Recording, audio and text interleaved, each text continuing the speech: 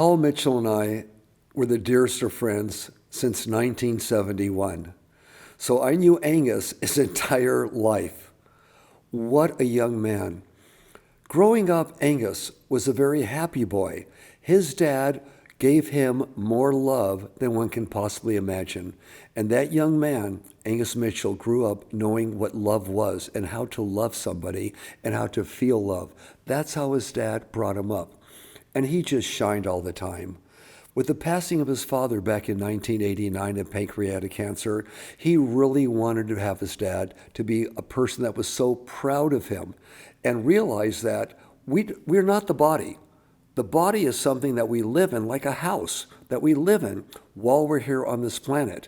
But when the body goes away or when the house disappears, we don't disappear, we go on. So Angus knew in his heart that his dad isn't dead. The body was gone, but that he would be living forever like all of us actually live forever. But we go from one body to whatever we go to. But he knew that. So what did Angus do? Angus wanted to make his dad proud, whether he was physically there or not. He wanted to be a great hairdresser no matter what, to make his dad proud, and felt that his dad would see him and feel him. It's interesting he would say that to me, because one of the last things Paul told me before Paul departed his human body was, JP, I would love to be up there looking down on everything and have a company that where we're out there with at least $100 million in sales of Paul Mitchell products, this company that we started. He says, JP, I know I'll be able to see that. I said, Paul, I know I'm going to take us there, buddy. So the family knew there's more to life and after life that maybe we don't understand right now. So getting back to Angus, Angus wanted to make his dad proud. He went and enrolled in the Vidal Sassoon Academy because he wanted his dad to be proud and knew his dad was affiliated with Vidal Sassoon in the past. Now, was that easy for Angus? Absolutely not. While he was at Vidal Sassoon's Academy in Santa Monica, California, they didn't treat him so good at all. They had him scrubbing floors and doing things what they normally didn't have anybody doing. They had Angus doing. So when Angus, instead of being pissed off and saying, JP, look what they're doing to me right here, Angus ate it. In other words, he was happy. He smiled. He thought, no matter what it takes, you're not going to get me down. You're not going to kick me out of here. No matter what it takes, I'm going to do it. He went through the school with a positive attitude no matter what they threw at him. And they did, because he was Paul's son. And they thought, well, you may be better than us, so you're Angus Mitchell, no big deal. You're a nobody. But no, he was a somebody, and he knew it. And nothing would be interfering with he and his life as a great hairdresser. And they had some very, very good education there. When he graduated from Vidal Sassoon, he didn't look back at how terribly they treated him. He instead invited some of the people that were the top instructors to my house for dinner with him, because he was full of love. The man just overflowed in love and was always that way. Through his different years in his early 20s and such, he went through some changes like a lot of people do in their 20s, but he got over it and he learned from it and became a great hairdresser and continued to be a great human being, which he always was. And then, of course, was the opportunity to come on board with John Paul Mitchell Systems, our family company. And he did so well. He was one of our top educators, top platform artists, but to get the real feeling for what it's all about, he didn't have to do this. He took his money and opened a salon in Beverly Hills, California, so he could have the experience of a salon owner. What does a salon owner do? What does the stylist do with a salon owner? What are all the different, shall we say, challenges one goes through? He wanted to understand it really, really well and came on board with us here on a full-time basis to be able to teach it to other people, having the experience of maybe some challenges in school, but he stuck it out. And he made it no matter what that challenge was. And had a salon so he could learn what it was all about. And able to go on platform and not just do some of the finest hair we've ever seen done, but at the same time teach people about his own experiences. As time went on, Angus was a happy boy. He was very, very positive and went through a lot of challenges like a lot of people don't know about, but was very, very happy about it. And let's take a look at Angus and how things happened and what manifested over the last couple of years. In the last 2 years, and thank you, Mara, He was the happiest he's ever been in his life. And I think Mara had a lot to do with that, if not 99.99% of that.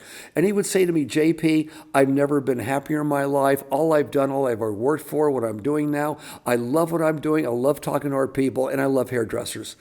A lot of things that people don't really know about Angus, I'm going to tell you a couple of them right now because they're just so beautiful for our industry.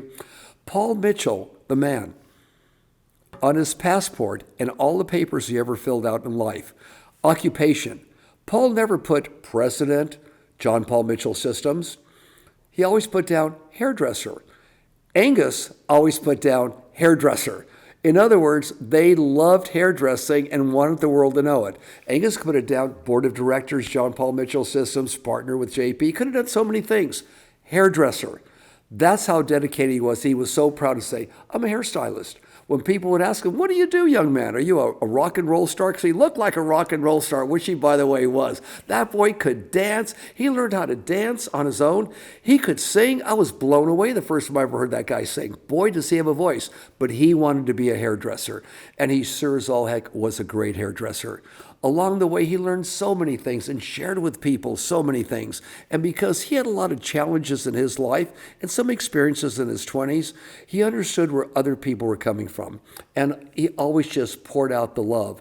And if you ask somebody, what's the thing that stood out the most with Angus Mitchell, they would say, he was always happy, looked at the brighter side, and loved everybody, hugged everybody, loved going to schools to say hello to the students, and loved talking about how wonderful our hairdressing industry was. To me, he was like a brother, like a son.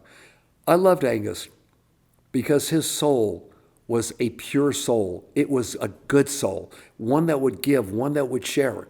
And as I see him manifested in life, I've traveled with him on several occasions. We've gone on vacations together. He's always there to be the first one to smile, to be happy, to shake your hand, to be of service to you. I was blown away many times at how Angus would go out of his way, be of service not just to me but others, because he wanted to, and it gave him some of the greatest joy in the world. And as I've said many times in some of the presentations I do, we see things in life that we think are real.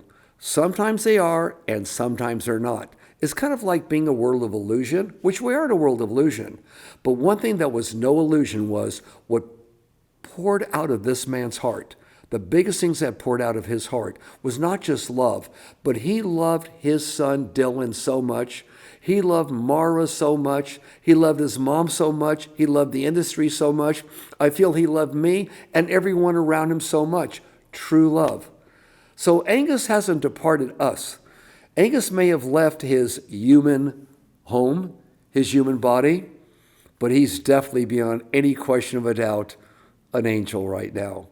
Angus, I'm not going to say we're going to miss you because you're part of us, Angus. And what you've done and the happiness you've displayed to the whole industry and us is something that'll always be there because that's Angus. It's like Paul. Paul, your dad, and Angus, never forget you because you're part of what we're doing. You left that kind of, shall we say, a legacy behind, the biggest one, that being of love. Love you so much, my brother, and I know every one of you out there will join me in saying, yeah, we loved Angus. He was great. How could we appreciate a man that's already left his body? And that's to learn the greatest lesson from Angus, and that was just love everybody. No matter how bad things are, try and love him as much as you can, because he was full of love, and he's had a couple incidences where people didn't love him very much, were very mean to him, but he pulled through it okay, and the end result was he ended with a lot of love, the most powerful thing on this planet. Peace, love, happiness, and may all of us be an Angus Mitchell in our lives and learn to be able to give that kind of love.